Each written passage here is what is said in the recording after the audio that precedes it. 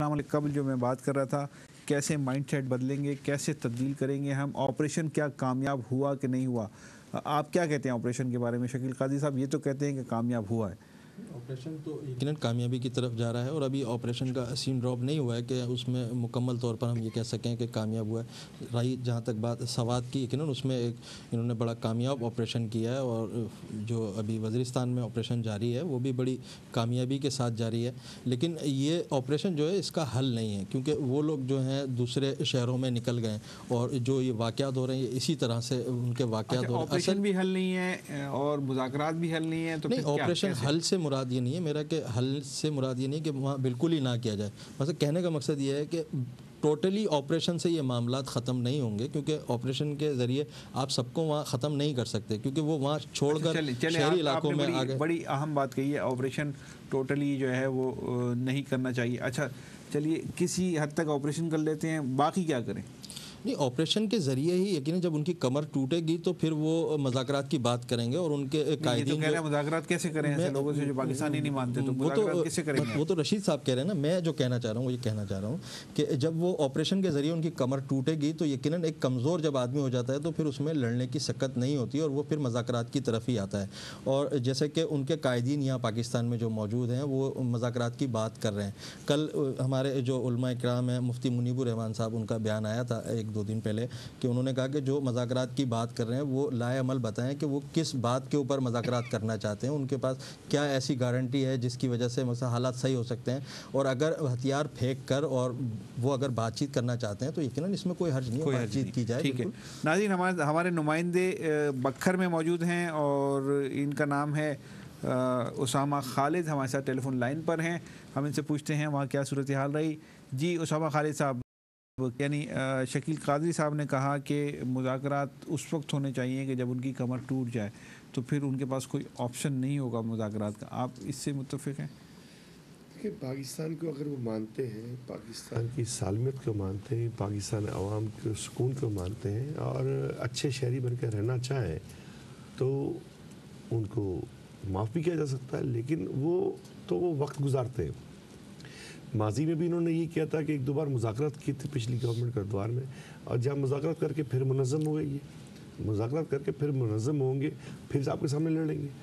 तो सिस्टम ऐसा बनाया जाए जिस सवात में ऑपरेशन कामयाब हुआ। अब वहाँ पे गवर्नमेंट को चाहिए वहाँ पे तालीमी इदारे बनाए, वहाँ पे सेहत की सहूलतें फराम करें। होता ये है कि वहाँ पे लोगों को ये वर्गला के क्योंकि वहाँ पे काम काज कुछ नहीं होता, पढ़े लिखे वो होते नहीं है, उसको वर्गलाते हैं कि भाई तुम्हारे साथ तो ये सुलूक हो रहा है, तुम्हारे साथ ये, उनका माइंडसेट करते हैं, उनका माइंडसेट तकरीब कारी की तरफ करते हैं। तो जहाँ जहाँ मिलिट्री ऑपरेशन ख़त्म होता है वहाँ पे स्कूल कॉलेजेस खोले जाएँ, तालीम के दरवाजे खोले जाएँ, उनको सेहत की सहूलतें दी जाएँ, ताकि वो लोगों को भी ये यकीन हो जाए कि यार जो हमें लेके चल रहे थे जो दहशतगर्दी की तरफ, वो हमारे मुल्क के दोस्त भी नहीं थे, हमारे खैरख्वाह भी नहीं थे। हमारे खैरख्वाह सिर्फ पाकिस्तान है और पाकिस्तान गवर्नमेंट है, और आवाम का सुकून जो है वो पहली प्रायोरिटी होना चाहिए। ठीक है, इसमें क्या गैर मुल्क की हाथ मुलव्वस है आपके ख्याल में? ख़ास तौर से इंडिया का हाथ है जो इस वक्त सूरत हाल है मुल्क में? देखिए, वो तो वजारत दाखिला बयान करेगी कहाँ कहाँ सबूत मिले इसके पास। तालिबान जो है, तालिबान तो आए ही अफ़गानिस्तान से थे।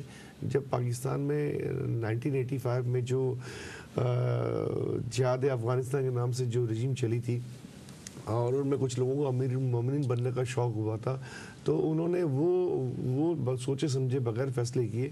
अगर वो जो अफ़गान महाजरीन या तालिबान या जो भी कुछ लोग वहाँ से आए थे, अगर उन कैंपों में रखा जाता और शहरों में फैलने ना दिया जाता तो आज मुल्क को ये दिन देखना ना पड़ते।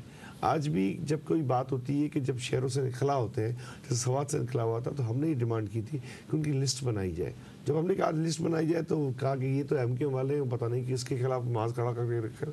लेकिन अगर आप जब लिस्ट नहीं बनाओगे कौन सा बंदा कहाँ से निकला है, तो बाद में वज़ीर दाखिला ने खुद ही कहा कि सवात से कुछ लोग निकल गए हैं वहाँ से और वो क्लीन शेव करके भी दूसरे शहरों में जाके बस गए हैं।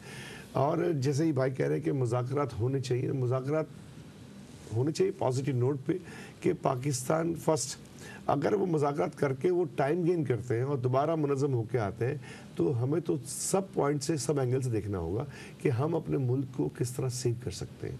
ठीक है शकील कादी साहब, जो फॉरेन एलिमेंट्स का इन्वॉल्वमेंट है आपने तो जिक्र भी किया उसका कि ये लोग पैसे ले रहे हैं और उनके पेरोल पर हैं, जो आपने यहूद नसारा की बात की। इंडियन इन्वॉल्वमेंट की मैं बात कर रहा हूँ, इन्होंने तो बड़ी एहतियात से काम लिया। आप क्या कहते हैं, इंडियन इन्वॉल्वमेंट है? बिल्कुल इसमें इंडियन इन्वॉल्वमेंट है, क्योंकि इंडिया का असला पकड़ा जा रहा है, इंडिया की करेंसी पकड़ी जा रही है। तो और इंडिया यकीनन दुश्मन है हमारा, दुश्मन मुल्क, तो वो तो यकीनन चाहेगा कि वो किसी भी तरीके से हमें कमज़ोर करे, और वो इसमें बिल्कुल शामिल है। अच्छा, ये बताइए शकील कादरी साहब कि इंडिया को अगर हम मोरिद इल्ज़ाम ठहराएं तो इंडिया में तो ना तो 12 रबीउल अव्वल के जलसों जुलूसों में कुछ हंगामा या तोड़फोड़ या मारधाड़ या दहशतगर्दी होती है, ना ही मुहर्रम के जुलूसों में होती है। वहाँ अपने मुल्क में तो नहीं होती, यहाँ हमारे मुल्क में आके वो कर रहा है। ये क्या लॉजिकल है बात? असल में उनके मुल्क में जो वो उनका दावा है जमहूरियत का, यकीनन वो उसको बरकरार रखना चाहते हैं। हमारे मुल्क में तो आप कितने भी एहतजाज कर लें, किसी भी मसले पर कर लें, आप एहतजाज कर लें, यहाँ कोई सुनने वाला नहीं होता। तो यहाँ तो जंगल का कानून है। अगर यहाँ सही मानों में जमहूरियत हो तो ये तो कभी इंसिडेंट, ऐसे वाक़यात कभी भी ना हो, क्योंकि जमहूरियत ही नहीं है। यहाँ हर चीज़ सियासी मसलहत के तौर पर आदमी उससे पीछे हट जाता है। अब MMA की जो हुकूमत पिछले अतवार में लेकर आई, उसी हुकूमत के दौर में तो ये वहाँ इस्टेब्लिश हुए हैं, वहाँ पर इन्होंने अपने कदम जमाए हैं। तो वो एक बाकायदा डिज़ाइन करके उनको हुकूमत दी गई, बाकायदा उनको वहाँ पर उन्होंने प्रमोट किया, वहाँ मजबूत किया। अब इस अतवार में उनको हुकूमत नहीं दी गई, NP को दे दी गई। तो ये जब तक ये सारे मामला चलते रहेंगे तो सवाल ही पैदा नहीं होता कि आप ये सोच सकें कि दूसरा मुल्क आके वो इन्वॉल्वमेंट नहीं कर सकता या हमारे मुल्क के अंदर रवादारी कायम हो जाएगी। कभी भी नहीं हो सकती जब तक आप सियासी मसलहत पसंदी से बाहर नहीं आएंगे। हमारी पुलिस को आप उठाकर देख लें, जो कि कानून पे इम्प्लीमेंट करती है, वो सियासी असर रसूख के अंदर रहती है। आप किसी चीज़ की FIR कटाने जाएं, वो कहता है मुझे ऊपर से आर्डर नहीं है। CCPO साहब बोल रहे हैं कि वो मुझे आर्डर नहीं है। पार्लियामेंट से बाहर हैं, लेकिन आप सियासी क़ुव्वत हैं और मजहबी क़ुव्वत भी हैं। आप पार्लियामेंट के अंदर हैं, आप मजहबी क़ुव्वत तो नहीं है, लेकिन सियासी क़ुव्वत हैं, आप मुल्क की एक बड़ी सियासी क़ुव्वत है। ये फरमा दीजिए आपके पार्लियामेंट क्या अपना किरदार अदा कर रही है इस पूरी सूरत हाल में? देखिए जी, हम गवर्नमेंट नहीं, हम गवर्नमेंट का हिस्सा है। 25 MN हमें। सर मेरी बात मैं बिल्कुल सुन रहा हूँ आपकी बात, समझ भी रहा हूँ। पार्लियामेंट जो किरदार अदा कर रही है वो पहले की निस्बत अच्छा कर रही है। जैसे सवात का ऑपरेशन हुआ, क्योंकि मुल्क कितने पहले सर, पहले मतलब तो जो नहीं, मतलब कहने की बात है, पहले जो कहा जाता था कि मजहबी इंतखाब, जैसे MMA का जिक्र किया उन्होंने, तो पहले MMA का एक सूबा हुकूमत कर रहा था और उसी ज़माने में तालिबान की मूवमेंट बहुत ज़्यादा हुई, इस्टेब्लिश हुए, फंडिंग हुई, जो कुछ भी था। उसमें MMA में कौन सी पार्टी थी, कौन से लोग थे, ये सबको पता है, आपको पता है। अब वो सूरत हाल नहीं है।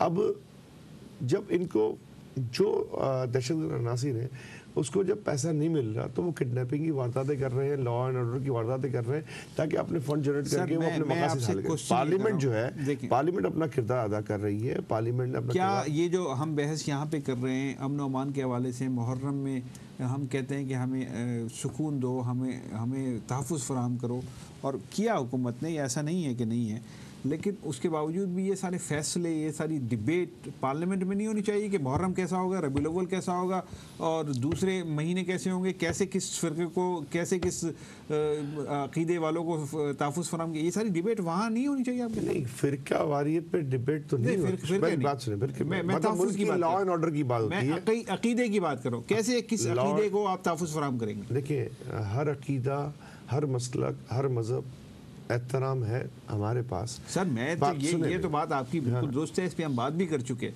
कि काबिल एहतराम है। मैं आपसे पूछ रहा हूँ कि ये डिबेट पार्लियामेंट में करके कोई लॉ, कोई कोड ऑफ कंडक्ट, कोई इखलाकी ज़ाब्ता इखलाक, इस तरह का कुछ करना चाहिए कि नहीं? बिल्कुल करना चाहिए, बिल्कुल करना चाहिए, हो रहा है। लेकिन इसमें डिबेट भी हो रही। लॉ एंड ऑर्डर पे तो बाकायदा इजलास हुए, बंद कमरा सेशन हुआ था, जॉइंट सेशन का हुआ था, इजलास हुआ था। लेकिन मसला ये इस मुल्क के अंदर कि पुलिस कंट्रोल में आती है प्रोविंशियल के अंदर।